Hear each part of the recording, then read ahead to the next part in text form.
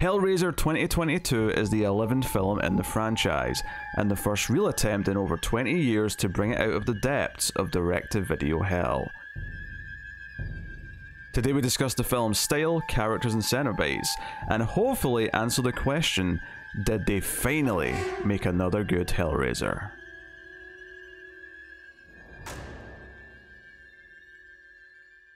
Welcome everyone to Screams After Midnight. I am Peter. I am joined as always by Tim. Hello.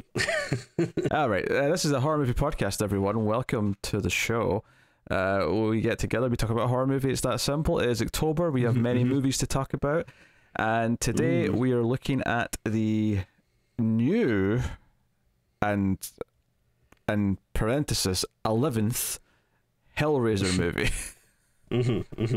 We did all 10 previous films. We started like 3 years ago, and we have gradually chipped away at the franchise. And we have the new one that we've been anticipating. They've been hyping it up. It's actually a real movie again. It's not some, you know, $50 direct-to-video cheaply made thing that might have not even started as a Hellraiser movie. This has actually been in the works as a Hellraiser movie. Straight to streaming, sure. Concept. Yeah, but straight to streaming, sure. But you know, at least that's not that big a deal. You know, that doesn't necessarily mean it's going to be bad in this day and age. You know, we just got Adam Sandler makes straight to streaming movies all the time. Not the example I would have used. You know, we just got Prey from Hulu as well in August, and that was a great new Predator movie. So no reason why this can't be a great new Hellraiser movie. And if nothing else, the bar was pretty low going in, because the last 7 or 8, depending on your perspective, have been terrible to downright some of the worst things you may have ever seen. Yeah, I mean, they might as well have been coming from Salem's Lot. What? It was, well, you know, because of Barlow. Because there's a character in Salem's Lot named Barlow. I've never seen. You said the bar was so low, so everyone understands this. It's a I've never seen the movie. I've never seen. No. Don't lie to me. I haven't seen Salem's Lot. Not read the book. Even if you haven't seen it, you know through osmosis pop culture, you easily understood that reference. I did not understand that reference. I don't know who Barlow is. What are you talking about, you madman?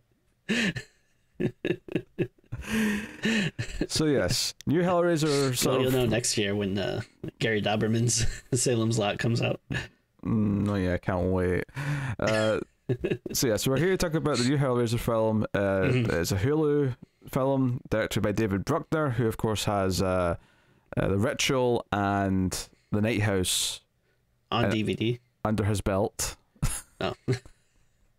He probably has copies of them lying around, sure, yes. And now, do you think at any point that they were like being strongly urged to call this Hulu Raiser?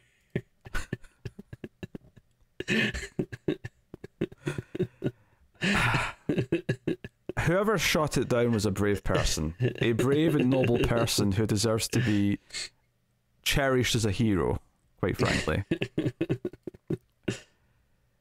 So yes, new Hellraiser film. Premise is pretty straightforward. We'll get into it in a second, but we will start spoiler free, of course, as we always do. And unlike the last 8 movies, you probably care if this is spoiled for you, because it's like a proper movie. So we'll give you a warning before we get to spoilers. Basic setup is a girl named Riley with a drug problem and alcohol problem ends up in possession of the lament configuration, and her brother is cut by it and disappears. So it's about her kind of searching for the answers and trying to find if she can get her brother back, and the other characters around her kind of get, you know, sucked into the story as it goes.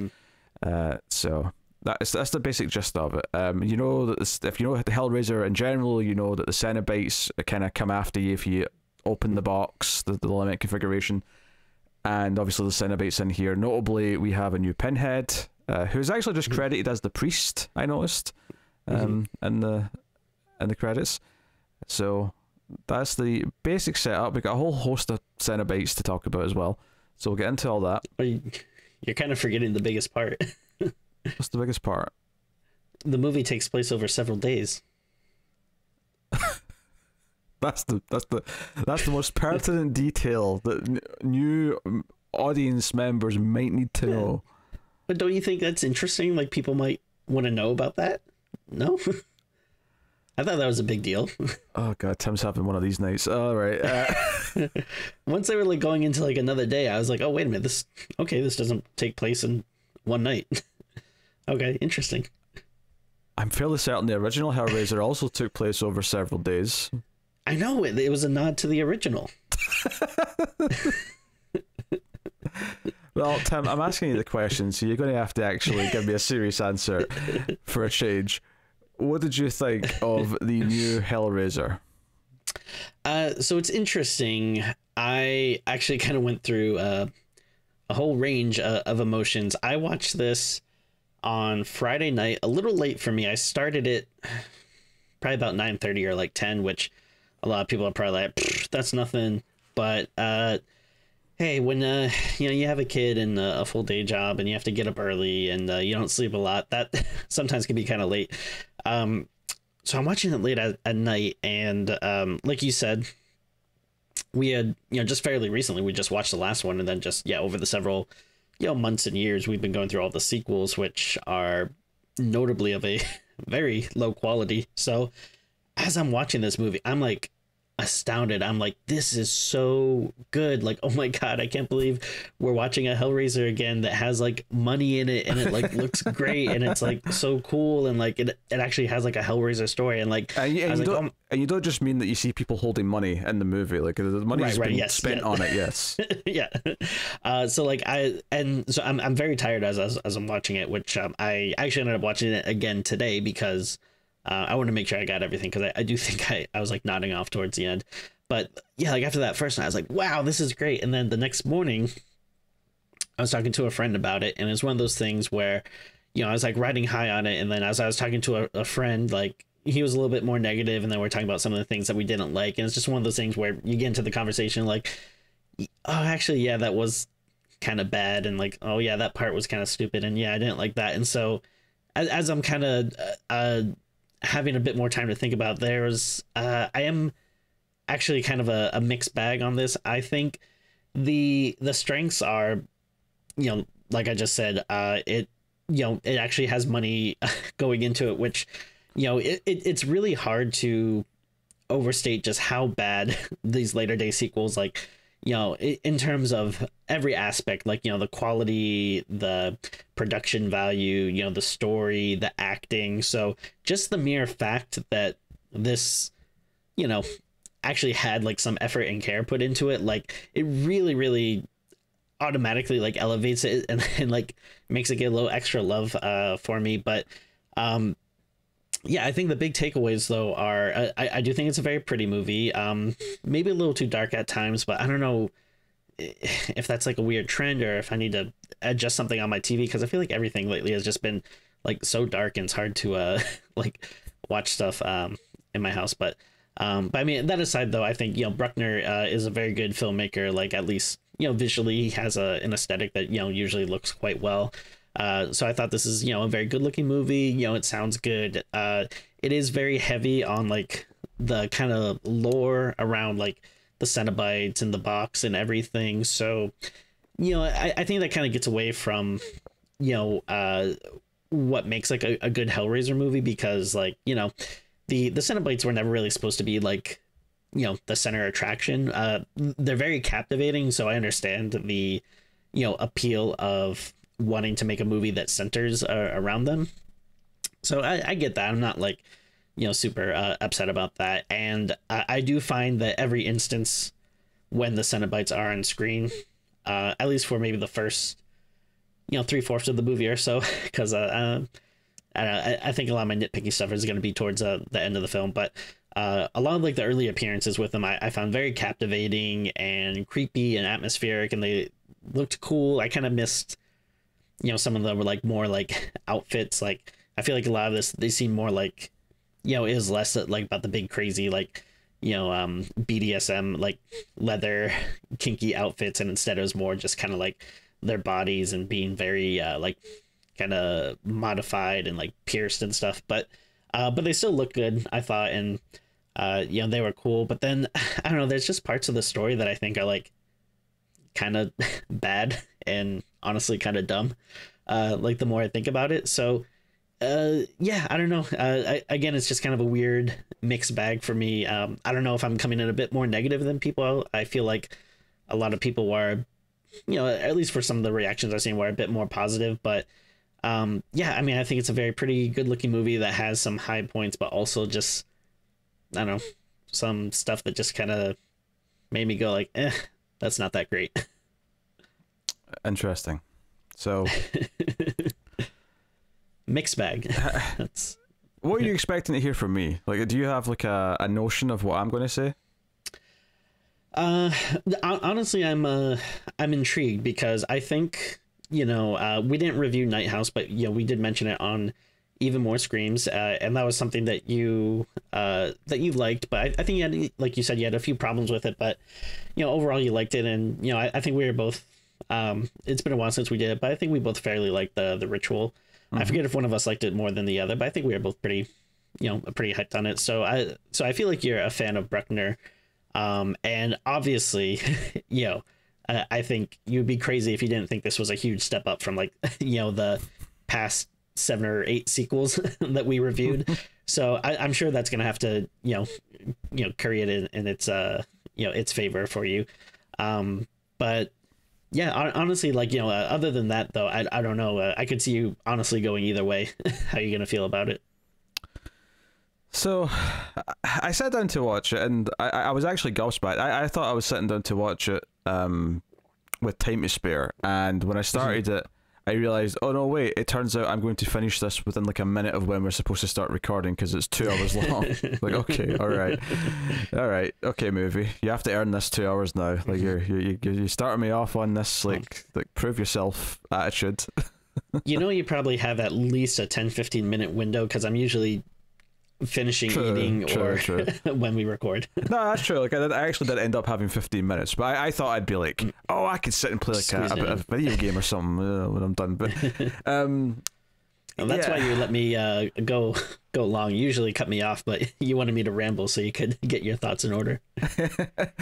No, I was curious as to like how you felt, because I feel like we're coming into this movie especially with such a loaded history, because it really has been nothing but shit for 7 entries, I would say. I actually kind of like Hellraiser 3. I think it's kind of a silly movie, but I kind of enjoy it for the dumb fun that it is. I think after that there is this like very sharp rapid decline into just like bottom of the barrel, like worse than other franchises. I think the last 7 of these, or maybe at least the last 6, are worse than just about any Halloween movie, and I dislike some of those a lot. Right? I mean, I think we mentioned on another episode, but like I would gladly take, I think, almost any like Halloween movie versus almost any of these I would watch sequels. I would watch Halloween 6 7 times than watch Halloween's 4, or sorry, Hellraiser's 4 through 10 again. Like I genuinely would. Yeah, I think part of it is like, Friday the 13th and Halloween, like, the later sequels that are bad, they're still entertaining in a fashion where like the Hellraiser sequels are just painful to get through. Like, it's, it's tough. It's a chore.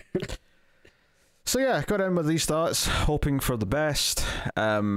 Curious to see what it was going to do with the mythology and how it was going to play with it.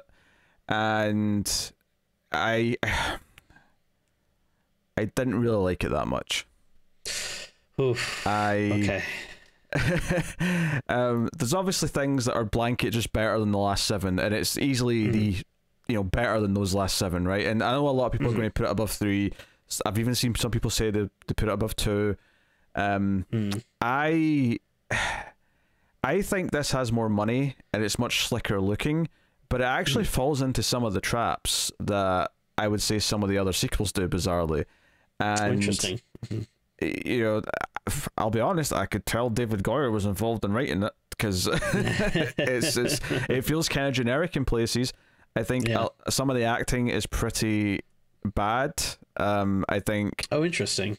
Yeah, Okay. I mean the main girl's okay, but I think some of this, like her brother, I think like most of his scenes, I thought he was pretty rough. Particularly when he was trying to be emotional or anything like that. Yeah, because I mean, I would say for me, honestly, I thought most of the performances were pretty good. I guess I don't think the brother bothered me actually, but yeah, a lot of the problems I have are mostly with like the story and the themes it's kind of trying to say. But I actually thought the performances were kind of a strong point in my opinion. No, fair enough. I maybe think, like especially like the Cenobites and stuff. Like I thought. I think it's too long. I'll say that, right? It's too long. 100% and agree, I absolutely, and I was trying to like stay into it, and I was trying to stay involved, but like the first half of it is kind of falling into investigative crap again, like a lot of the other sequels, and there's kind of like extended, back-to-back sequences of going to interview someone about what's going on, and then googling someone about what's going on, and then going and finding all of their research and paging through that, and like like there's a good like 30-minute section, probably from about the 30-minute to the hour mark, something in that range, where I'm just like, you're just doing a series of things that bore the crap out of me in horror movies. And the original Hellraiser is such a unique film, and it's such a unique story that is, and I wasn't expecting this to capture that magic completely again, don't get me wrong, but I still felt like this was playing into some really generic tropes as it was going. It just happened to be about researching the lament configuration and the Cenobites and so on. The Cenobites themselves, I think, look good to a point. I do think they almost went a bit too far in that their bodies are so modified and like sort of like designed, like their skins like got patterns in it and stuff, like how they've like, right, to the point where it just kind of felt like it looks like you're wearing like a weird space suit, or like an alien's skin or something, like, rather than a Cenobite. That's why, like, I miss the clothes. Like I wish they were wearing like their long like black jackets and stuff. Like less is a bit more sometimes, I think. And I do appreciate that it's mostly makeup. There's a bit of CG here or there for things that you can't do without, but I appreciate that. My problem with the Cenobites though is that at a certain point in this movie, in the back half, they turn into generic horror movie kind of villains almost, where they're stalking people and they become, I won't quite say slasher villains, but the Cenobites were never really the villains of Hellraiser. That was never really what they were, but they kind of turned into that because people thought they were cool and they wanted to make the Pinhead specifically the Michael Myers or the Jason of the franchise, and that's just never really what he was. So it was really disappointing to me as the movie kind of turned into like a Siege movie, even though I typically like that plot device. Like I love like Siege, Night of the Living Dead style like plots are great, right? There's a reason why they work so well.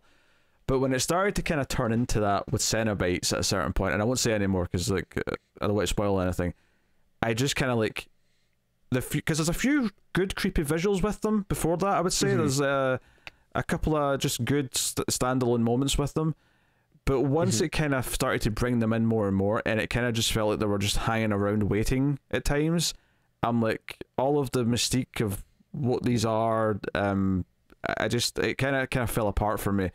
So even though there was more gore and action, I suppose, if you want to call that, in the last like half hour, at that point I felt like it was just like it was trying to turn them into just something more generic, and I felt all the mystique of Hellraiser was just out there. And I already had kind of a problem with it. To a certain extent, you can't really recapture how the first Hellraiser felt, and I didn't necessarily expect them to. But while this obviously looks much better than all the other sequels, I'd almost say it's too slick as well. Like it feels too clinical and like too much like a standard modern movie. Does that make sense? No, I agree, because when I watched it today, I actually watched the first Hellraiser as well, and then like I watched like this one right after it, and so it's very strange. Like there is like a mystique they're just not able to recapture.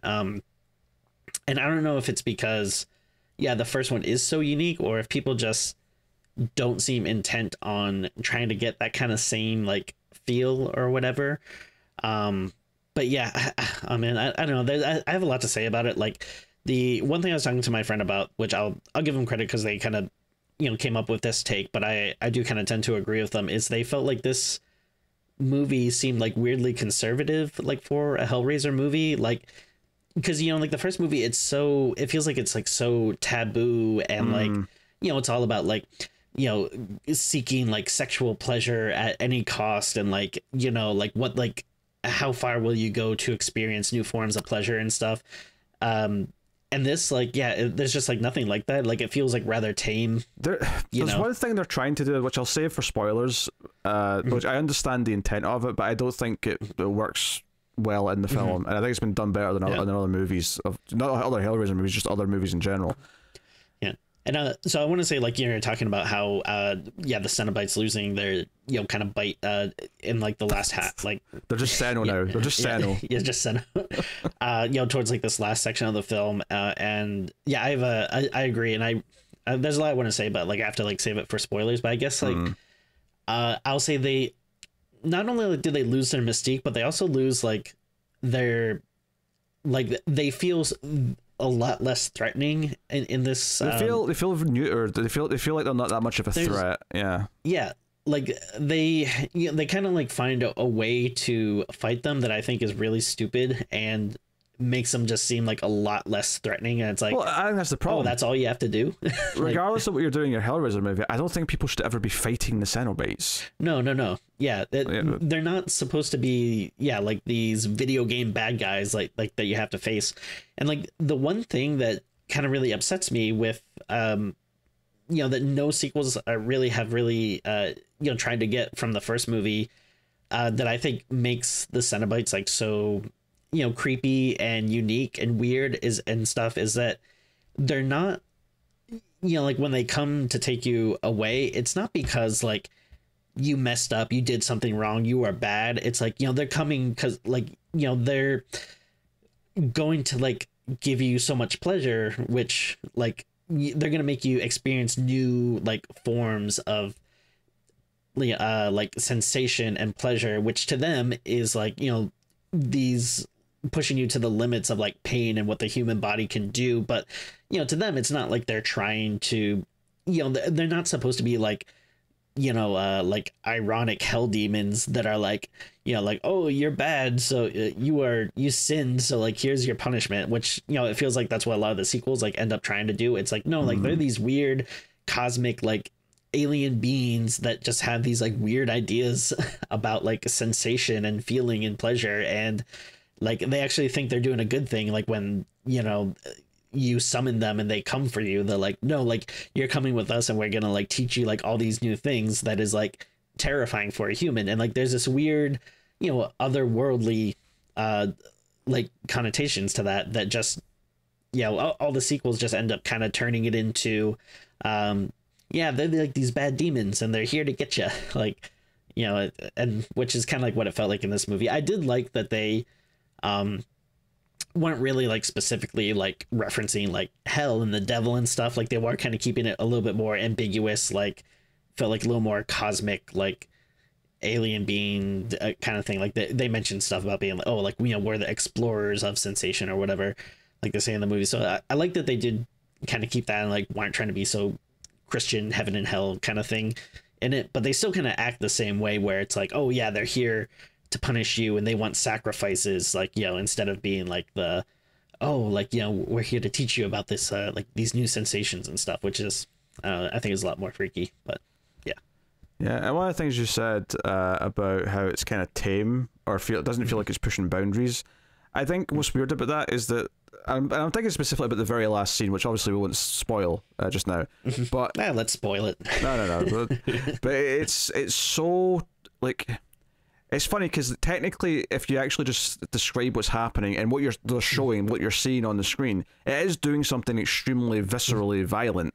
But it does. It feels tame. It feels like it's trying hard, but it feels too like fabricated. And I saw someone online say that Terrifier 2, which we've not seen yet, and we're looking forward to covering when we can, but that is like makes this look like childish in comparison. And Well, that should sound like insane if you were talking about the first Hellraiser. I feel like with this one, I'm like, yeah, I can believe it, because I think Terrifier 1's got more intense stuff in it than this does. Did you see, like, I don't know, it might be, overhyping viral marketing kind of stuff, but do you see, like, there have been reports of people passing out or throwing up? I did see that, yeah. Like, obviously horror movies have claimed that before, but like these are like TikToks of people like outside with like medical personnel like seeing to them and stuff. And I'm like, bring it on, bring it on. I'm ready to be wowed. So looking forward to Terrifier 2. But I think what baffles me is that most movie franchises are guilty of just repeating the plot of the first one. And for some reason, Hellraiser has never done that. It repeats the plot of like one of the later ones a lot, but it doesn't repeat the plot of the first one. And maybe that's like a good thing. But part of that, I think, is because because it's such an unconventional story, the first movie, like none of them even want to try. None of them want to try and even do their version of it. They just do other things instead. They do, it's a Jacob's Ladder style thing with a corrupt cop. Yeah, and Pinhead shows up at the end. Like that's like what some of the sequels are.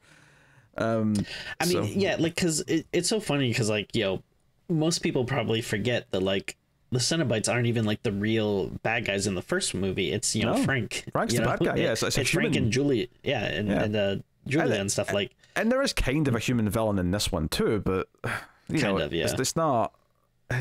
He's not the worst of the worst, right? And in the second movie as well, the main villain. Which, to be fair, Hellbound, I don't think it's as good as the first one, but it does have a lot of good things in it. And again, that central idea that a human is the main villain is carried forward. Man is the real monster. Something. And I get it because like the Cenobites in the box, they are so visually compelling and attractive that I understand, wanting to see more of them and thinking like that's the way to go with, other movies and stuff. But I feel like it's just proven like time and time again that, it just, I don't know, they're just better in small doses. Like the more you get of them, the too much dessert. More they lose their mystique. Yeah. Too much dessert. That's kind of what I felt like by the time we got to the end of this. I just felt like, okay, we're having these scenes where all these Cenobites are stalking characters down like halls and stuff, and it's just... Yeah. This is something else. This isn't really Hellraiser, despite the fact that you've got the visuals of the box and the Cenobites. Like you're playing it like something else. So it's largely just kind of underwhelming and generic. It's not the worst thing ever by any means. I think it's just a dull, overlong, kind of bloated, maybe even slightly self-indulgent movie. And that's a shame. And I think when you add on the fact that you're hoping for something decent after all these shit sequels, the fact that I feel this like deflated by it, even though the past like 7 movies set the bar so goddamn low, it's quite sad in a weird way. Even though it's definitely much better than all them, it is, but it's also nothing that good either. I'm just trying to think, like, would you... Not exactly the same, but would you say it's maybe a little bit comparable to like how you felt after seeing Halloween 2018? I mean, maybe a little. I think there's some differences here. Obviously, I'm much more attached to Halloween as like a franchise, and like I feel like it's possible to do a good Halloween sequel, whereas I'm convinced at this point that maybe Hellraiser's just kind of off the table. It really should. Yeah, it's. I mean, I understand the notion to make more movies, but honestly, this could have very easily been a standalone movie. Like that really doesn't need to be a franchise. As much as I love, the first movie and even the second movie, and again, to points the third and fourth, but it's all very unnecessary. Like the first movie is really all you need, and if that's all we ever got, and it would have been fine. Yeah, which to be fair is also true of even though I really like a couple of the Halloween sequels, like the first one on its own is all you really need. It's all you ever needed. Yeah. It's it's clearly the best one, and it's a masterpiece. And with Hellraiser, the first movie is this great standalone movie that is so innovative and does so many distinctive things that I can't even. like nothing could sort of live up to it really. But it's I don't know. It's kind of a shame. Like it's a sort of thing where I sort of realized about maybe 40 minutes in, I was starting to feel a little dull and bored, and I was starting to not like I was having a hard time paying attention to it. And then I mean that's why I had to I wanted to make sure to watch it the second time because the first time, granted, I was very tired when I was watching it, but still, like, I kept nodding off, and it's I'm sorry. I was gonna say then it kept committing more sins of things that I just I didn't like very much, and then by the time you get to that last like half hour or so, I'm like, it just like devolved into something that did not feel like I don't know. It became this generic horror movie that I just don't think is really that Hellraiser, and or not wasn't really that good on its own either, sadly.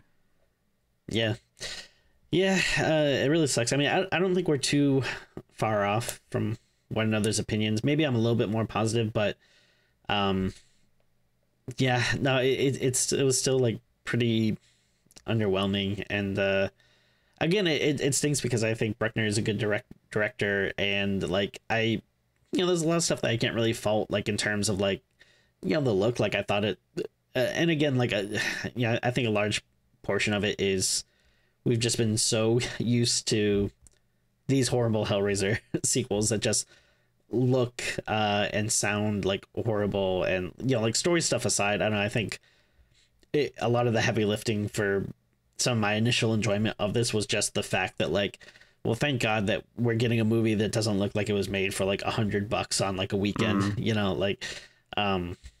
but yeah, it's one of those ones that just the more I sit with it, the more I'm kind of like, yeah, I don't know, I don't think it was that great, especially when I compare it to the first one, and then the more I kind of think about some of the story beats that I just really didn't like, especially like the ending. I think I was more happy with like the first half or so, but kind of once they get to the, let's say, I don't know, like I guess like the kind of the final area when things are like ramping up, there's a lot of stuff I didn't like that they were doing. Yeah, I mean, the biggest indictment I can give it is that for the last like 30 minutes, which is supposed to be the most exciting action-packed 30 minutes, I was like, I can't wait for this to end. Like, I actually, there was a point where I checked the time, and it was just over 80 minutes in, and I went, how is there 40 minutes of this left? It felt like we should be getting into like the final swing, and I'm like, why is there 40 more minutes of this? And I felt those 40 minutes. So, yeah, a bit of a slog, which, it was a slog in a different way from like the bad direct-to-video movies. This was more of a slog in kind of a bloated way where I just wasn't that into it, and it's a shame. So we'll get into the meat of it then. Full spoilers from this point on for Hellraiser 2022. You have been warned. We'll get into it. The first thing I want to talk about is like they kind of swap out the sexual pleasure. I mean, obviously it's in there a little bit at the start with like with the rich guy who's the actor from Timeless. He's a good actor, to be fair. Timeless? What's that? TV show on NBC. It lasted a couple of seasons. Time travel show. He was like the sort of villain, but maybe he's not that villainous guy on that. But he's this rich guy here who's been like paying and hunting down the lament configuration, and he's kind of like designed his mansion to have, special lament-ish parts and stuff, right? But I wasn't sure. Like, was this supposed to be kind of like? To me it seemed like maybe there was some like illusions, or maybe inspired by like Epstein or something a little bit, like just the way they have like this like rich guy who it's not an island, but he seems to have like his own little private like secluded getaway, and then he has this like woman working for him that seems to like get people for him. Like, I don't know if that was like intentional or not.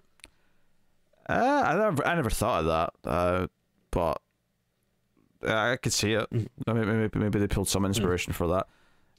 But other than that, though, it kind of shifts to our main character, Riley, who is like, we find out that she's been to 12 steps and things like that, and she's got a drug problem. We see her taking pills a couple of times in the movie, and she's still drinking. And basically, so is that where you're getting at, where they traded like the sexual because kind of pleasures for addiction? It was pretty on the nose, to be honest, because when you get towards the end of the movie and the Pinhead's talking about how you know, there are new sensations to show you. And I think one point Pinhead says to the villain guy, the rich dude, that once you've reached a new threshold or passed a new threshold, you can't actually go back. All you can do is search for an even greater threshold. And that felt like to me she was describing drug addiction and like, you know, reaching for that bigger high. And, you know, the movie ultimately builds up to Riley turning down the offer to bring her brother back because she knows that like making a deal with them is agreeing to a new like level of drug of sensation. And that basically her involvement of this has just gotten everyone around her hurt or killed. And that's like, you know, so I think it's all an allegory for being a drug addict. I think this is something that Evil Dead 2013 did way better as far as like analogies go. But I think and that's the intention, and it's there. I think if the character was... I think the character in this is a little tough to take at times because it's one of those movies where she keeps having to make kind of like bad or dumb decisions for the plot to progress. And that makes it hard to like her. Like she... Yeah.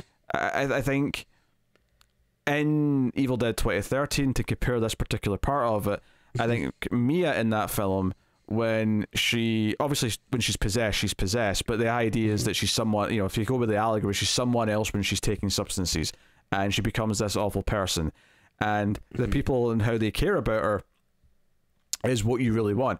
What makes you really like root for her to try and get through it, and you're kind of like, oh, this is about how this destroys everyone else around her kind of thing. In this movie, every time in the first like 20-30 minutes that she gets into an argument with her brother who's telling her off for like going to like dodgy boyfriends places or acting up or like, are you drinking again, are you on something, every fight they have is so tedious to sit through. Partially I think his acting's not that great, like I mentioned, but mostly it's just very unlikable and unpleasant. Instead of feeling like, oh, he cares about her, so I'm kind of rooting for her because I kind of like him and like I can sort of sense the love. Instead, it just feels really unpleasant and kind of whiny. And maybe that's more realistic, but it doesn't make me get, you know, engaged with the characters and want to root for them in a movie. So, you know, that's my big... I really didn't care about this at all. I think it's a pretty tired metaphor. I'm starting to get really sick of it. Feels like we've had so many like horror as metaphors for like years and years now. Like, you know, Evil Dead, you know, 2013 did a good job of it. I agree. I think, you know, that was a one that like I handled it and executed it well, and there have been others that, you know, have done it good, but like if you're gonna do the whole metaphor thing, like you just have to, I don't know, have like a stronger viewpoint or just, yeah, more engaging characters or something, because if you don't, then it just is like this extra kind of annoyance to me where it's like, all right, I see what you're trying to do, but I just don't care. Like the whole addiction story, you know, to this, just it did nothing for me. And the honestly, the ensemble cast, they kind of feel like they're out of a different era. It feels like a cast from like a 2005 movie or something. Sure. You know, that's kind of how I felt about them in a weird way. Yeah, and it does, you know, it takes a long, and I don't mind a slow burn if it's engaging. I don't mind a slow burn if like I'm intrigued. But we have like the character having to like investigate everything, and we as the audience already know a lot more because it's a sequel, right? So if you've never seen a Hellraiser movie before, maybe this is kind of intriguing. But ultimately, like they weren't the worst versions of these tropes. Don't get me wrong, but you know, they go to see the woman who used to like collect victims for the rich guy, and that leads to a Google search, which leads to breaking into his mansion where all his documentation is, and she's like looking through his journals.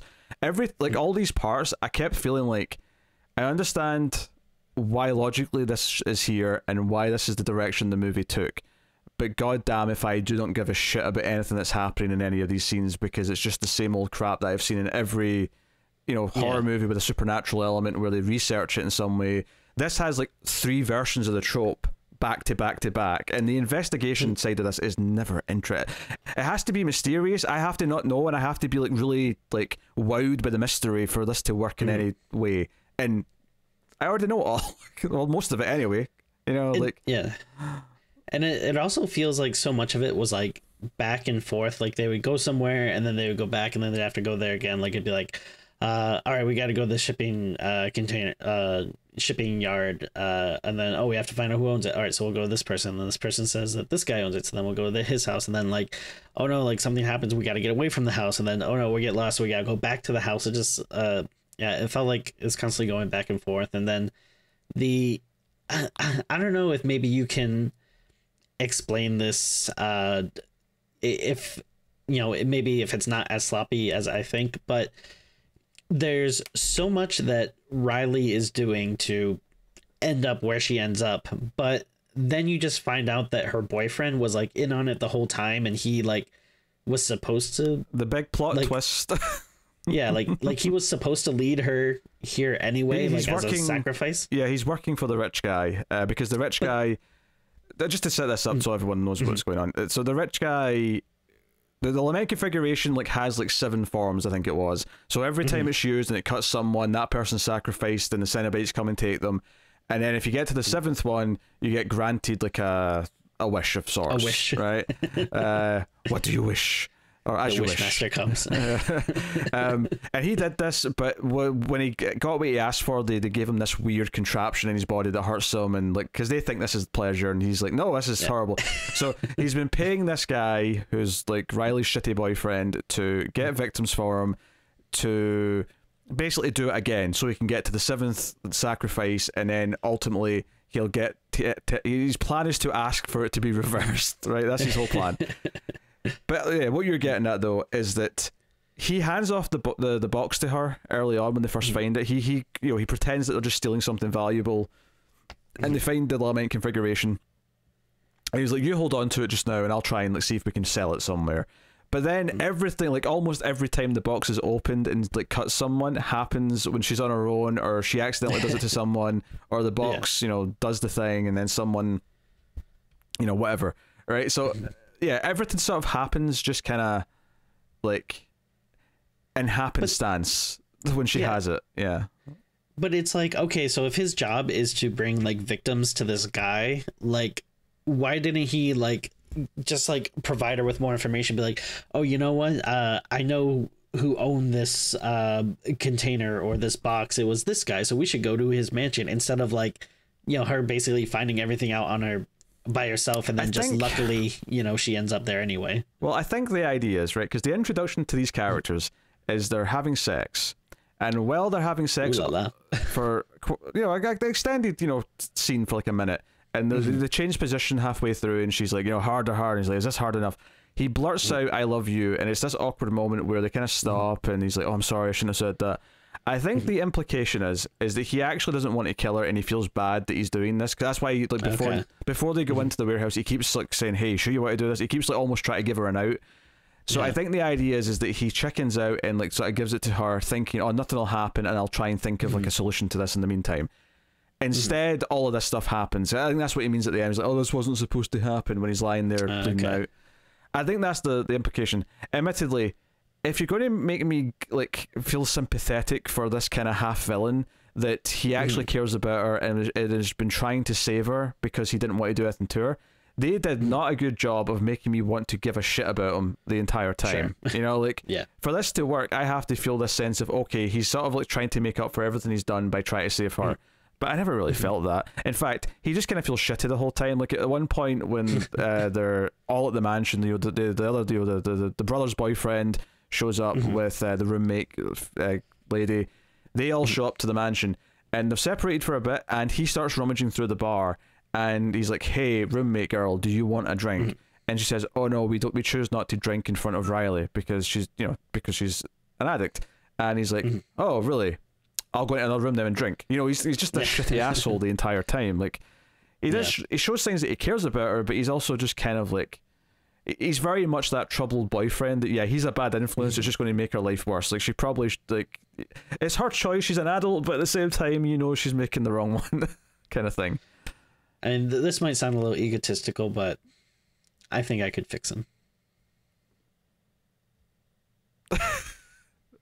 Him? Yeah. Okay. Like if we were dating, I think I could, bring out the good in him. Oh, okay. Okay. I don't know, that this doesn't quite strike me though as the good girl who thinks she can fix the bad guy trope. This is more... No, yeah. But I'm saying that's what I would That's do. what you would do. Okay, you would fix him. Okay. Good to know.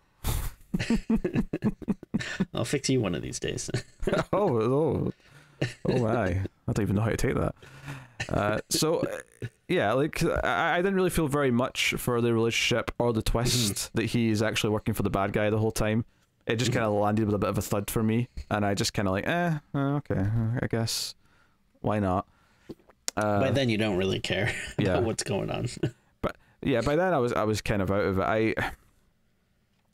It tried to make up for like the lack of mystique with just excess like gory deaths, I guess, with the skin being ripped off and all sorts, and honestly, which I guess to be fair, I didn't mind. Like I thought.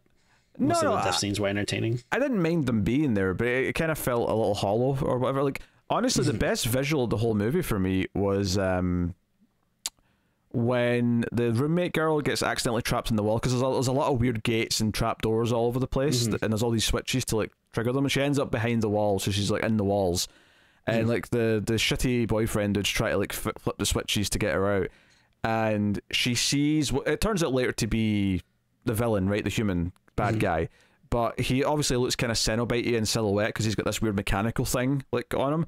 So there's a shot of him like in silhouette in this sort of like tunnely looking area, and I say tunnely because it's got like an arch over the like, so it's like a very narrow in between the walls kind of area, and there's like enough light coming from behind him that when he starts kind of like moving kind of awkwardly down towards her, I thought, oh, that's actually like a really cool like Silent Hill-esque visual that I just got. I thought, okay, well, maybe the movie's picking up, maybe we're going to get more stuff like that.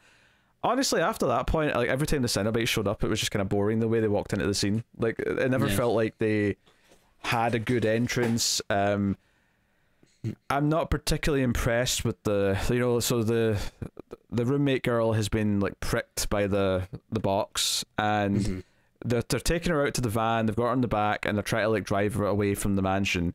And it does this effect where, at least in her mind, she sees the van kind of stretch out into like basically in between the walls again. It's kind of like that narrow alleyway kind of look.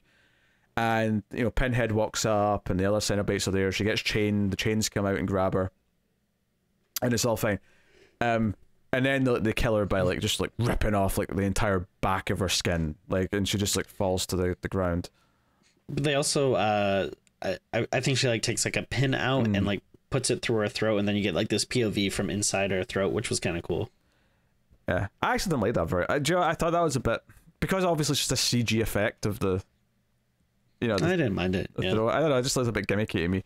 But so she dies, and in the van, it's just like a blood spatter. She's not there anymore, and it kind of I was like, okay, so are we doing like a Freddy Krueger style take in this now, where they can come and get you no matter where you are. You don't have to even be dreaming, but that idea that you're just not safe anywhere. But then when they go back to the mansion, they go in the mansion, all the gates come down. This guy's built this he knows.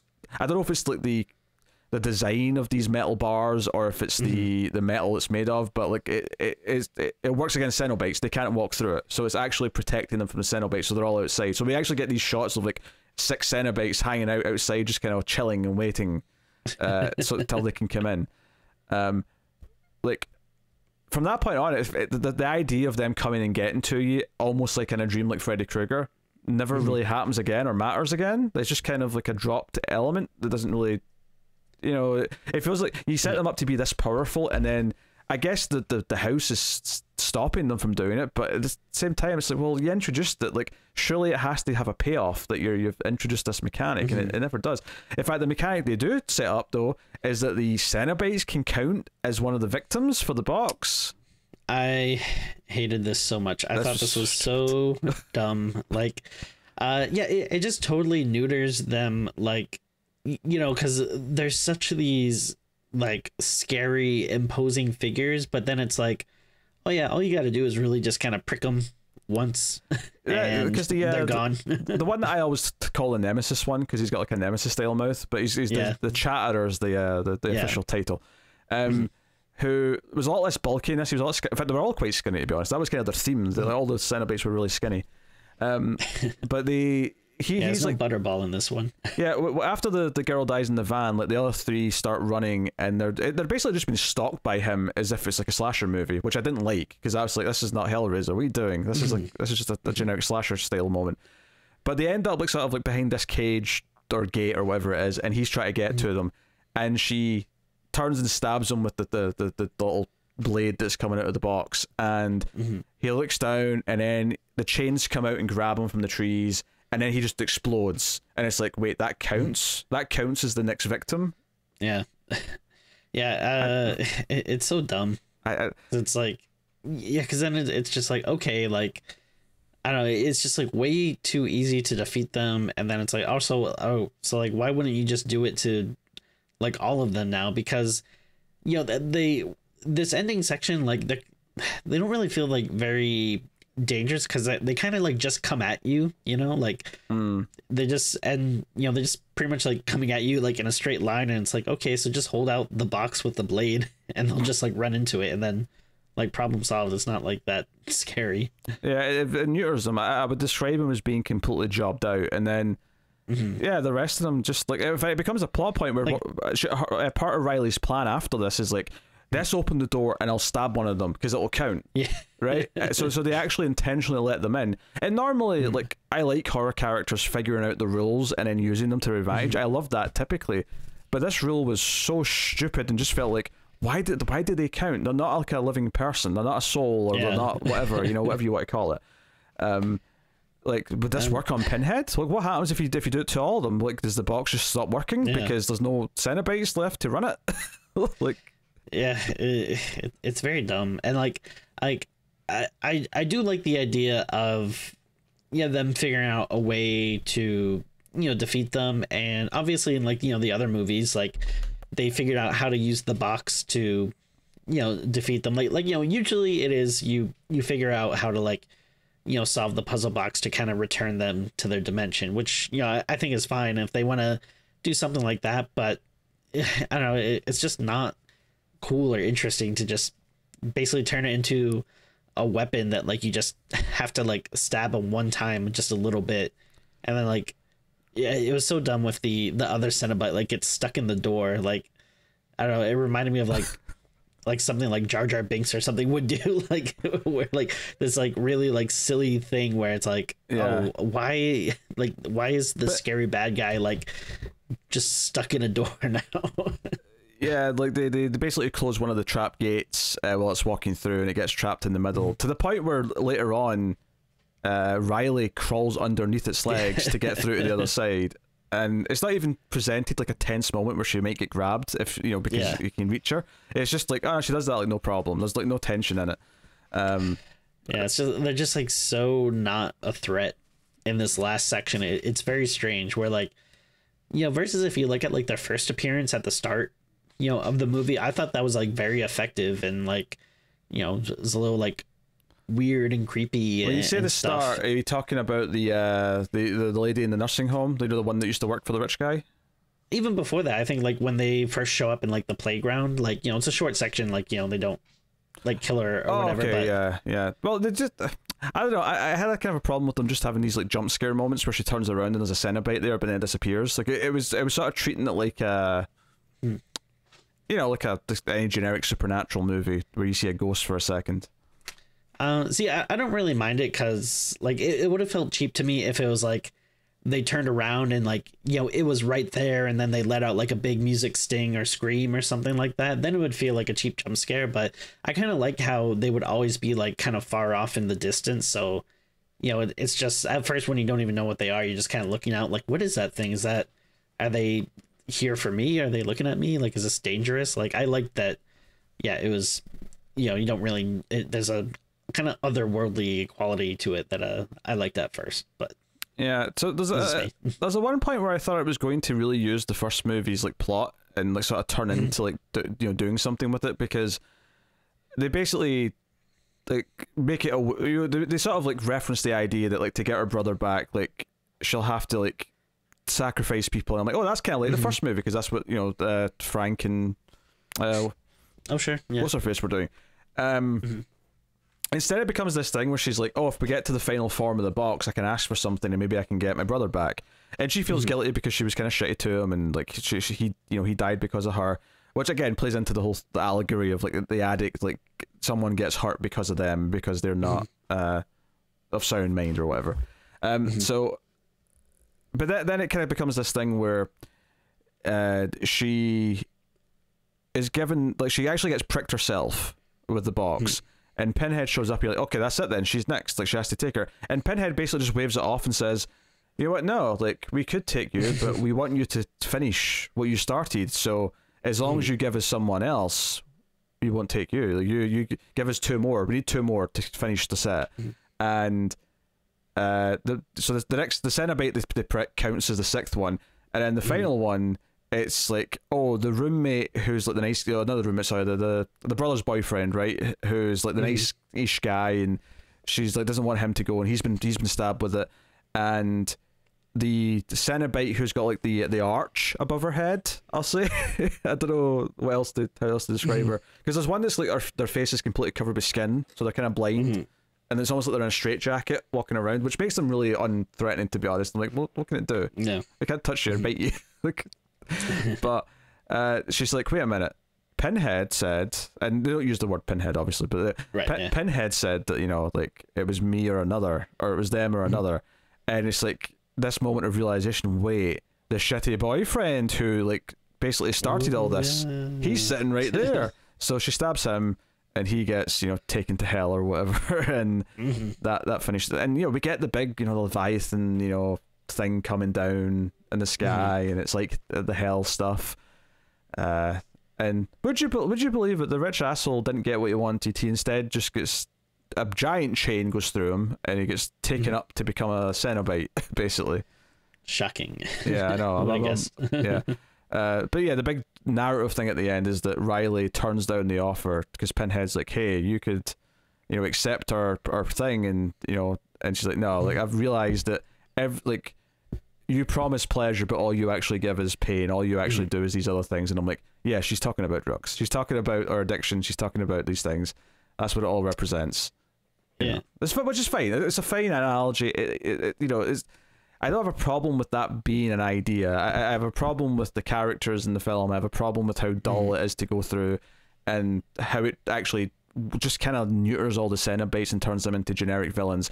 And that's the thing. You were saying, oh, it makes them all non-threatening, but in a weird way, like, I don't necessarily want them to be threatening. Like, they should feel threatening in the sense that they've got an aura, that they're, you know, they've got this presence and intimidation. But like, if you're going to turn them into generic, like hunting down the humans monsters, which they shouldn't be, but if you're going to do that, then they have to be threatening. So you turned them into that and then made them not threatening as well. So they don't even work. Like, Hellraiser 3 is not a good movie, but at least when it turns into like just a typical sort of Pinhead and his buddies are going to kill all these people, at least they're going through a club massacring people in silly ways, and you can just kind of get into the, oh, okay, they're actually this intimidating force that's going to kill everyone now because they're pissed. They're pissed that they've been locked up in the box or whatever, or something, you know? So, I don't know. I agree with that. I don't like that the ending... Like, I understand, like, how you're saying, like, that's the, you know, thematic, you know, tying a bow on everything kind of ending, that she, you know, decides to overcome her addiction and just leave it alone. But story-wise, though, I don't know, I think it's, like, so dumb that, like, you can just walk away from the Cenobites and they're just like, okay, like, you got us, you chose nothing, so we'll leave you alone now, bye. Like, you know... Because it's just like always been a thing that, like, even, you know, like in the first movie and stuff, when, you know, like Kirsty like accidentally summons them, like, she doesn't mean to, but they're still like, who cares, like, we're gonna take you, you know, anyway.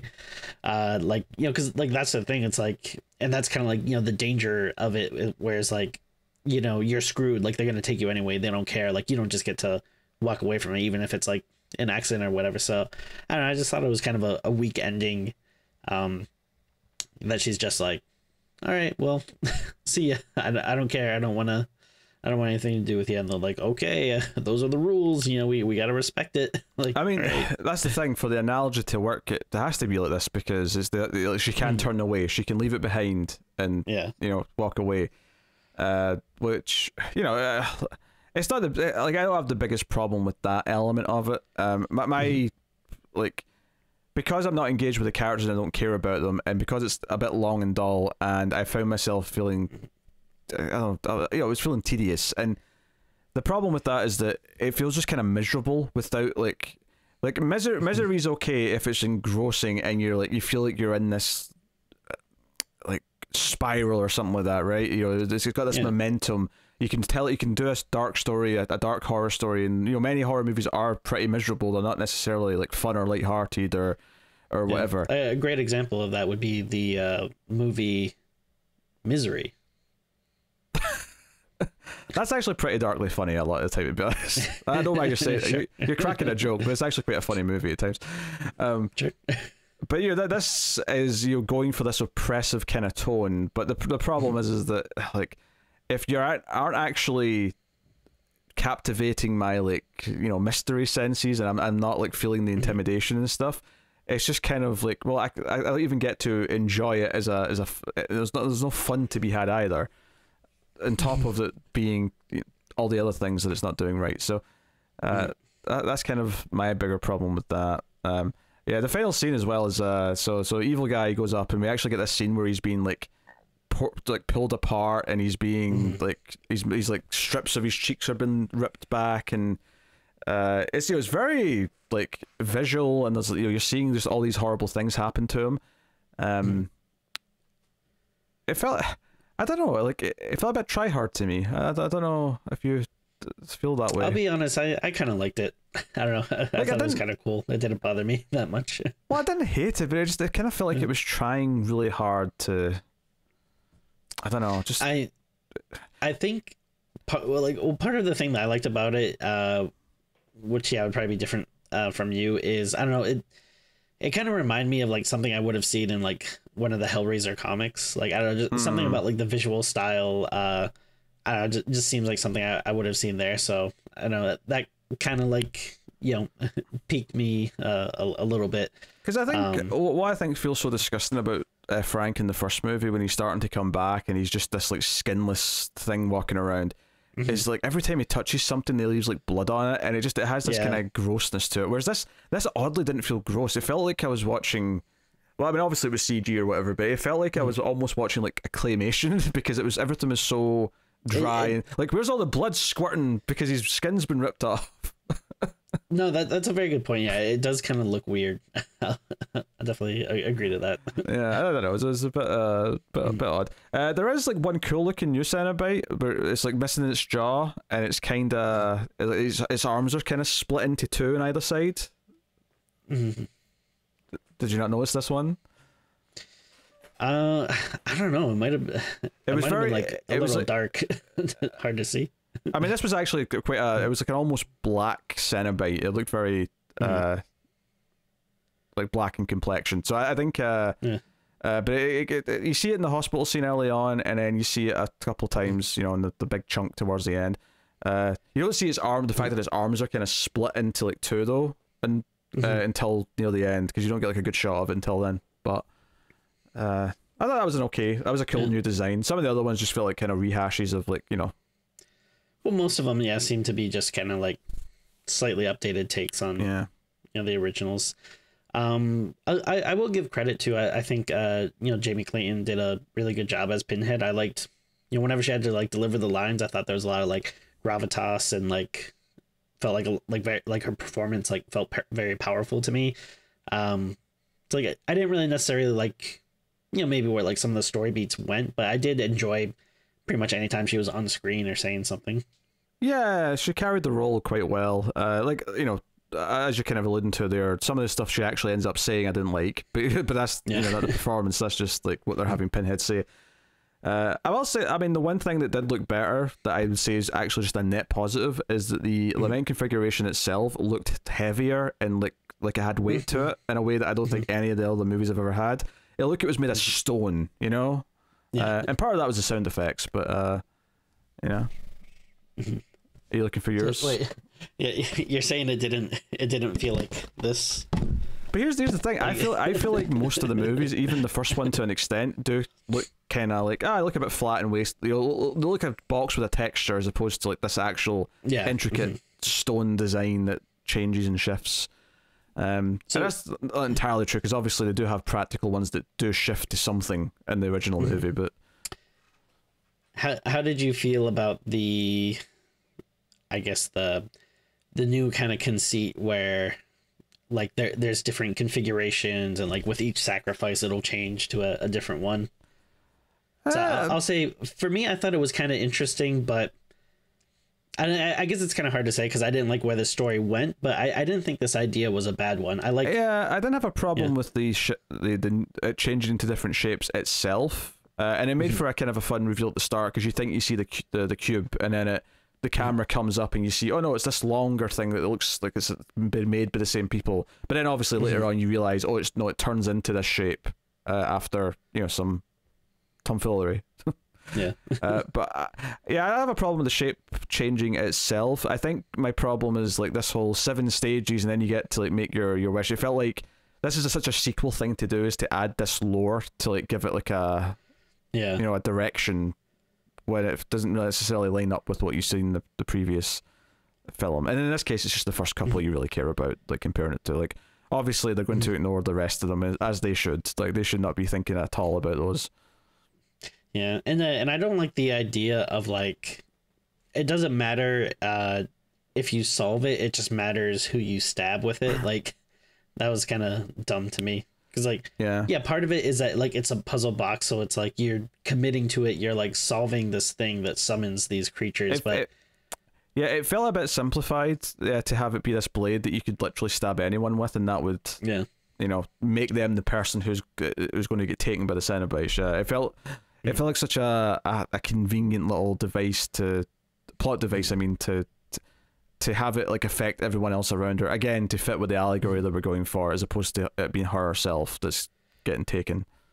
Yeah, and then it just feels like you're just sacrificing people versus like, the first movie where the whole thing is like, this box is supposed to be like this unobtainable pleasure that like, the most like, kind of greedy or unsatisfied people like have to seek it out and attempt to solve it, versus here where it's like, okay, like, well, what's the point if you can just like stab anyone that doesn't deserve it? That like, why do the Cenobites want these people that are like not asking for it or whatever? Like it just feels like you're a generic demon that wants like sacrifices, which is dumb to me. It also gives the movie a body count, which I don't associate. I mean, obviously people die in the original Hellraiser, but I don't. It never felt like a slasher movie where there's people there to be the next victim. Whereas with this, it felt like they were following the formula of we need a death by this point in the script. We need another death here. So here's these other characters that can die one by one, kind of thing. Which obviously I like in other movies, but like it felt like it just a simplification and dumbing down what Hellraiser is to make it appeal to like a broader audience. Absolutely, yeah. Which kind of sucks. Yeah. I think you mentioned underwhelming before. I think that's like a perfect way to describe this movie, because I mean it had like a lot going into it, like there's a very good director behind it that had 2 previous pretty successful, effective movies. Like I'm not saying that those movies don't have their faults as well, but I think this was still like an exciting director when you hear that he is doing this movie. You kind of perk up. You're like, okay, this is easily his weakest of the 3 movies I've seen of him. This is easily the weakest. I agree. Yeah, easily. There's not even a question in my head. Actually, Joe, it reminded me of a little bit in the last chunk when all the trapdoors were coming down and it was like trapping Cenobites in places. I was getting such like the 13 Ghosts like remake from the 2000s. I was getting so many of those, and that's not a movie that I want to be reminded of, may I add. Like it was giving me those vibes. Like this, as much as I kind of like the actor, like this rich evil guy who's been looking for all this shit, like when they first teased him with this like device in his chest and he's in like the walls, I was like, oh shit, like give me this weird like steampunk horror, like guy, and like I was like, my mind was going, but by the time it got to the end, it felt like a generic villain in that type of movie. That's like he's the rich guy who's been looking for the secret to eternal life, and it just made me think of so many generic like movie villains, especially in the 2000s, where they're after the Indiana Jones style artifact that's going to, like, I don't know, it was bringing up a lot of really tropey generic stuff to me, and I don't know, everything just felt like it was losing its identity as a Hellraiser movie. I will say it was at least nice that the score gradually brought in the original movie's music. Oh yeah. As it went on, that was a okay touch. Yeah, I like that. So I will agree with you with the point that it is cool in a movie when there is a grown man living inside the walls. I do agree that is. Do you know what? I actually thought of the boy. See when like she's in the walls and this guy's there. I'm like, holy shit, this is just dumb. It was Brahms. Oh man, you watch out if Brahms ever gets a hold of the configuration. Oh boy, we're in for it then. Oh boy, that's what they can call the third movie. Yeah. Oh boy, the Brahms story concludes. The Cenobites just show up, and Pinhead's like, "You've summoned us," and like Brahms just like looks at her and he's like, bring it on. They start fighting. No. Brahms holds up the bit of paper with the rules. Oh yeah. You're here to take care of me, Mr. Pinhead. Or Mrs. Pinhead just kind of tilts her head. She's like, rules? What? Oh man, what a great movie. WBB needs to give us a call and so we can hash this out. Don't call him WBB. That's not. Yeah, but I want to reiterate, because I was describing the villain being this generic guy looking for eternal life, and he's just this rich guy who can find the artifacts, and he's built this insane mansion and stuff. Like, just compare that to Frank, who is this like kind of like pervert murderer who wants to kill innocent people so that he can like come back to life because he made this mistake, and he's making like his evil girlfriend help him murder innocent people. It's like so sick and depraved, and nothing in this feels depraved. It just feels more like a movie bad guy, No, I agree. Yeah, like there's nothing that like he should have been like creepier or like grosser or disgusting. Like like you're saying with Frank, like Frank, I mean, obviously he's like, very like skinless and gross, but even like that stuff aside, like he feels like super gross and perverted when he's like talking to Kirsty and saying like, it's Uncle Frank, come to daddy, like like that stuff is so gross. But yeah, like this guy here, like you said, he's just like a generic like rich asshole guy, and that there's not much to it. And also it's like, I mean, I'm sure like the device that's in his chest or whatever like is very painful, and like they're saying it's constantly like stretching out or twisting his nerves or whatever, and he can never get the chance to feel numb. Like, okay, like that's a cool idea, but visually it looks like nothing. Like it just looks like he has like a thing through his chest. Like it doesn't look interesting or cool or painful. And again, the best it ever looked is the first time you see him in silhouette. As soon as we see him, that was cool. Yeah, in bright light, and it's just like, oh, he's just got this thing sticking out the front and the back, and he's just kind of like hunched over all the time. It's like, okay, now he's not interesting anymore. Once you actually see him, I was like, I don't know, I'm not super familiar with the series, but like it kept reminding me of like Kingdom Hearts. Like it feels like this would be a bad guy in Kingdom Hearts or something. Yeah, so much of this movie just makes me think of like the mid 2000s and like the bad movies that came out. Yeah.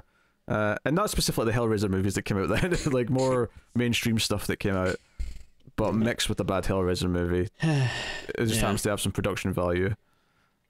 One thing I will say is I didn't mind that the house was like a configuration as well. I think that was an interesting idea. Like, I don't like the idea that I don't like the way that it kind of neuters the Cenobites in the end or whatever, but I don't know, like visually I thought it like looked cool, and again it's something that like I feel like I've seen like there'll be like similar visual stuff in the comics that I like too, but they kind of did something like that at the end of the third movie, like that tease of this building that was like built on top of where the configuration was buried, and it looked like it was the architecture was all designed looking kind of like the design of the box, and it was like oh, maybe they'll do interesting things with this. And obviously, the fourth movie did what it did, and we don't have to speak about it. But I don't necessarily hate the idea of like him building stuff around to like that's based on the box, and maybe that does do something to help amplify the power of it or something. I don't know, but it being this like, you know, we can trap Cenobites and it can block them, you know, like Salt with a, was it like a witch can't cross Salt, or a ghost, whatever it is. Yeah. You know, I think according to Hocus Pocus 2, witches can't cross it. There you go. I haven't had the pleasure yet of Hocus Pocus 2, but or is it the pain? The pain of Hocus. Well, if you're a Cenobite, both pain and pleasure are one and the same. Were you not paying attention, Timothy? Well, it's not as much a point in this movie. Yeah, so I guess funny. they mention it a little bit, but as you know, yeah, we're quite far into this review. We're 75 minutes in, give or take, and I feel like we skipped over most of the first half of the movie. Yeah, because there's not a lot to talk about. It's that interesting. It's not really. You know, it's a couple of fights with the brother. It's her being thrown out and her leaving, and then opening the box, and then her brother finds her and gets pricked with it, and then. You know, they come and get him, which happens kind of like mysteriously off camera, which is which is fine. That's kind of like, it's meant to be like a mystery to her, so it's sort of shown it from her perspective, where he just vanished and she doesn't know why. Like this is almost like impossible to do because you can't market it, but like that would almost be more interesting if he'd vanished mysteriously and we never saw the box, and then it's a reveal halfway through that she finds the box and that's what he had on him, and it's like, oh, that's how he, you know, it's like it was a secret Hellraiser movie that we didn't know about. Like, oh yeah, that would be kind of, that may be interesting, but you know, obviously they wouldn't do that because they want to call it Hellraiser and market it as such and all that's good stuff. Well, like I said, you know, for a good while they were considering calling it Hulu Razor, but yeah, but they changed their mind because it sounded too much like hula hoop. Exactly. Yeah. Oh man, what if Hulu ever get like a basketball contract to air basketball? They should call it hula hoops. Oh, absolutely. There we go. Yeah, they're just leaving money on the table by not doing that. Not that it really matters, but I'm not even sure. Like, is this supposed to be in continuity with the other movies, or I don't is it think like a so. total reboot? Nah, I think it doesn't matter. But like, yeah, I think they've said that it's just a completely new lore. So if there's any inconsistencies with the first movie, that's why. Which is, you know, so for anyone who might have already commented below saying that, you know, our complaints that it's changed these key things, we're saying that we don't like that it's changed because we don't think it works or is as interesting, not because it's like clashing with the continuity. Like, that's not the problem. I mean, yeah, as much as I like the first movie, I don't want to just see it redone again. Like, you know, obviously, you know, if you're going to do another movie, you do want to find a unique angle to it. The problem is that the angles that they, you know, find in this movie just aren't really that interesting and don't really feel like, you know, in line with the kind of stuff that made the original so unique and entertaining and cool. Yeah, I mean, obviously it's not anywhere near as bad as 4 through 10, but the thing is that it's still, I agree, it fundamentally still falls into the trap of doing these really generic like horror or like mystery tropes, and that's all it does. Well, for a lot of it anyway. And because of that, it doesn't have anything that makes it feel like Hellraiser, other than the fact that you've got the box and you've got the Cenobites and a couple of key phrases. You know, that's what make, you know, it's that classic thing of like the tone of Hellraiser is probably the most important thing of what makes a Hellraiser, and that's the one thing that none of the sequels really, maybe barring 2, have really managed or even tried to recapture. Like having someone called Pinhead honestly is not that important to it being Hellraiser. No, not at all. But that's what they all want to do. That's what they're all obsessed with doing, is having Pinhead, because it looks good on the poster, because it's the thing people recognize. So yeah, I mean, it's a bit cynical, but I really was hopeful this was going to be good. Like, I sat down with the fullest like wanting to like it intentions I could possibly have, and it slowly, and I was fine for the first like 20, you know, even though there's a couple of scenes I didn't like, I was fine enough, but it just by the time we got to all the investigation part of it, it really started to lose me. And then I you know, we've talked about all the things we don't like in the back half pretty much. Yeah.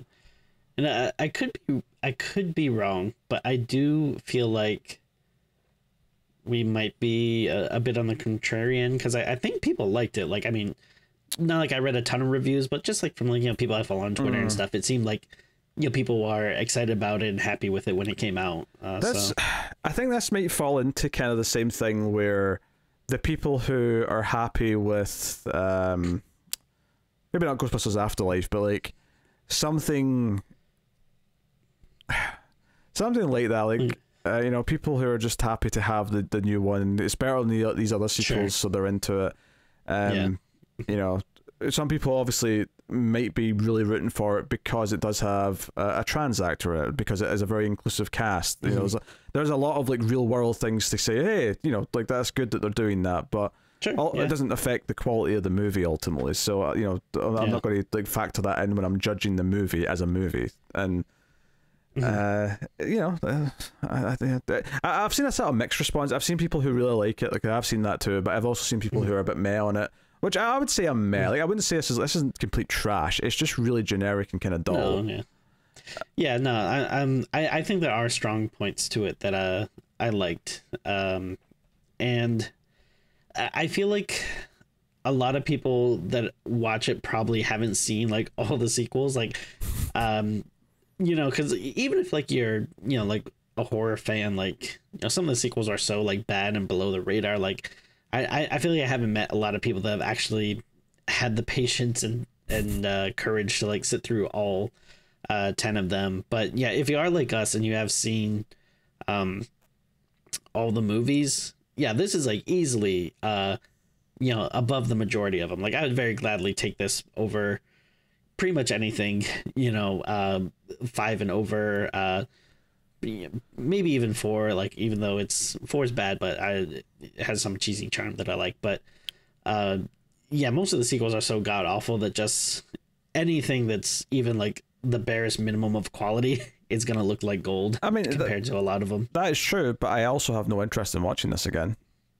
Sure, yeah. It was kind of a dull, tedious experience, and I didn't really like it ultimately. It's not the worst thing ever, but I didn't like it, and I'm not as upset on a personal level like I was with Halloween 2018 as a comparison, but I do think maybe like there'll be a lot of crossover. The people who like that and like that it brought Michael Myers back, but I don't think it brought him back properly, kind of thing.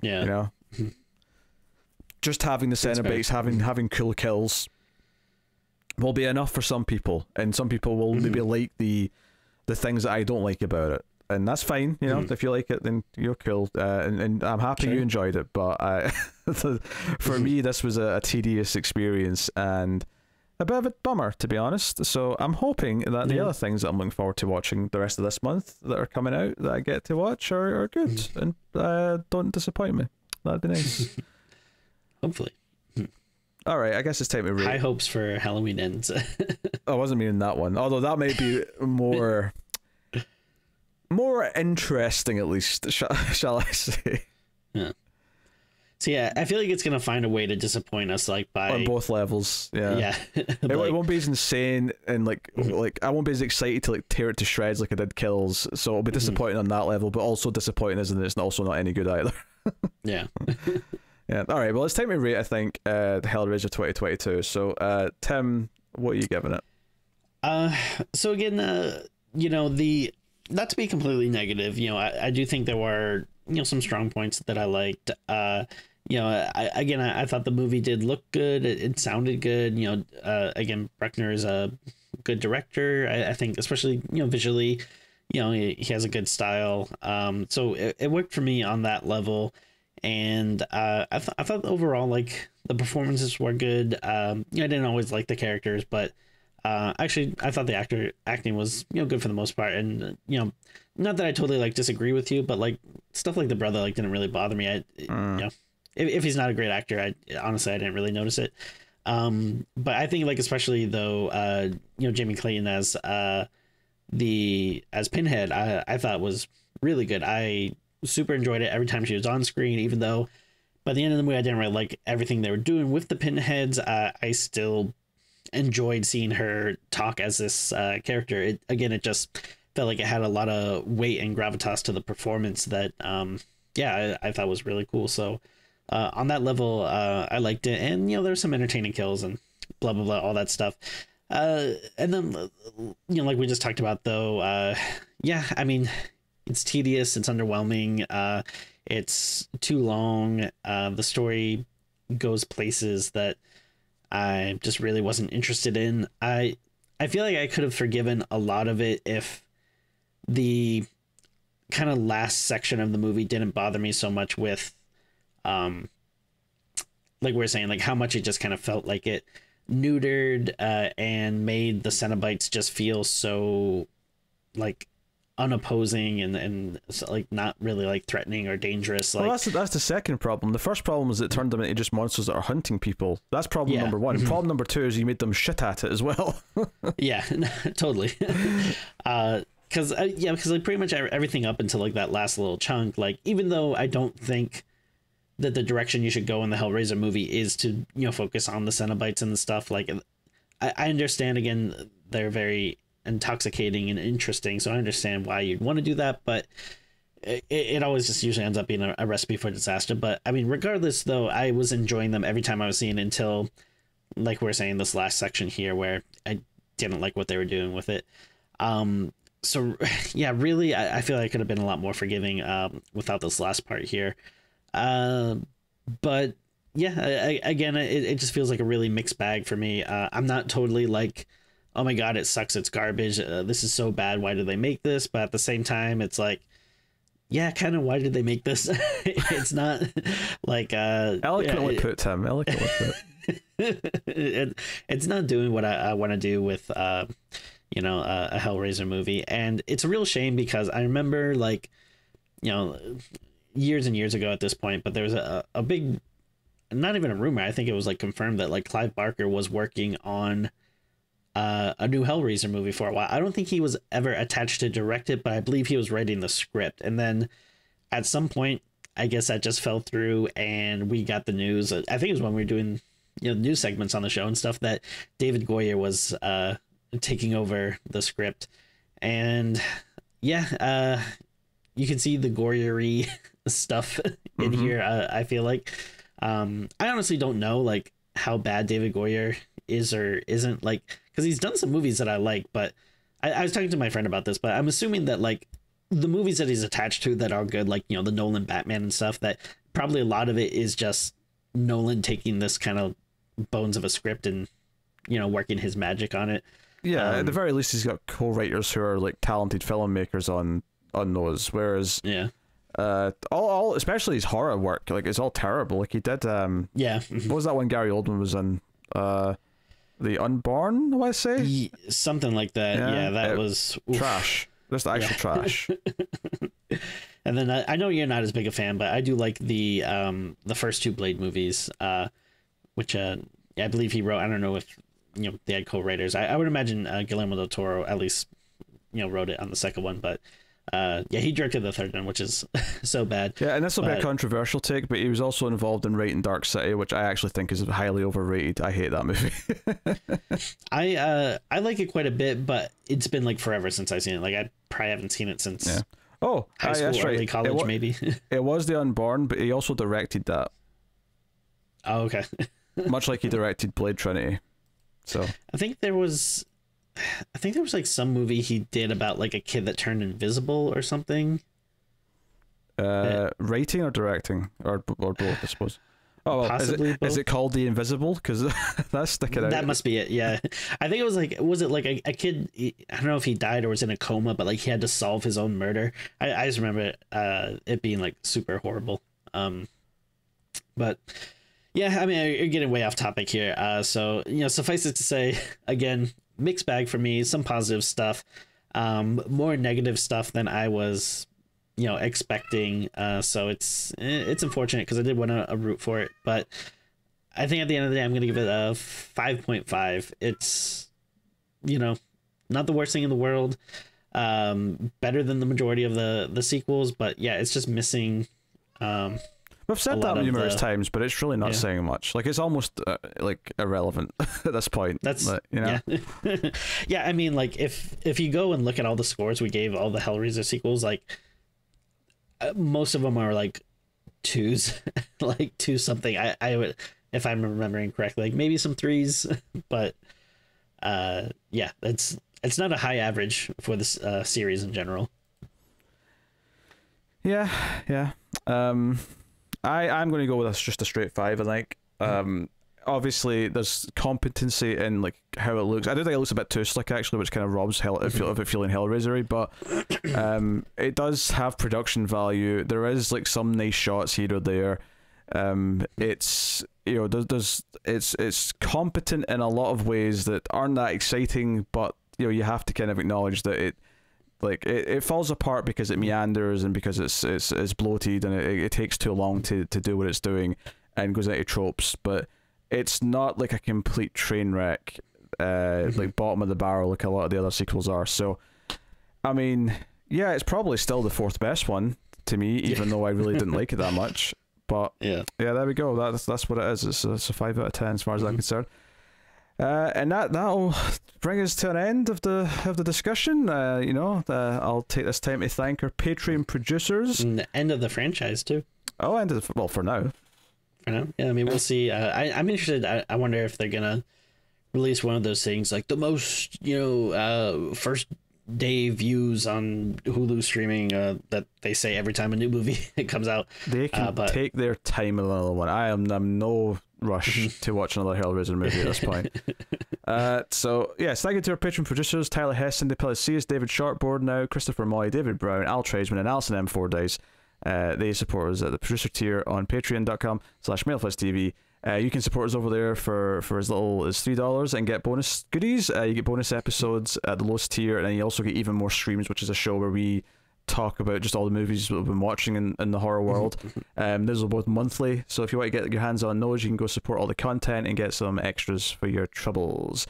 Otherwise, though, you can hit the super thanks button on YouTube or support us for free by simply liking, subscribing, dinging the bell for notifications, sharing us out. We're at Screams Midnight on Twitter. And of course you can rate us on podcast apps, 5 stars, give us a review, that kind of thing. All of it does help. So we got some fun stuff still planned for October, so look forward to that. It feels like to me like the month is almost over because I feel like so much has happened, but we're only like 10 days in. I know.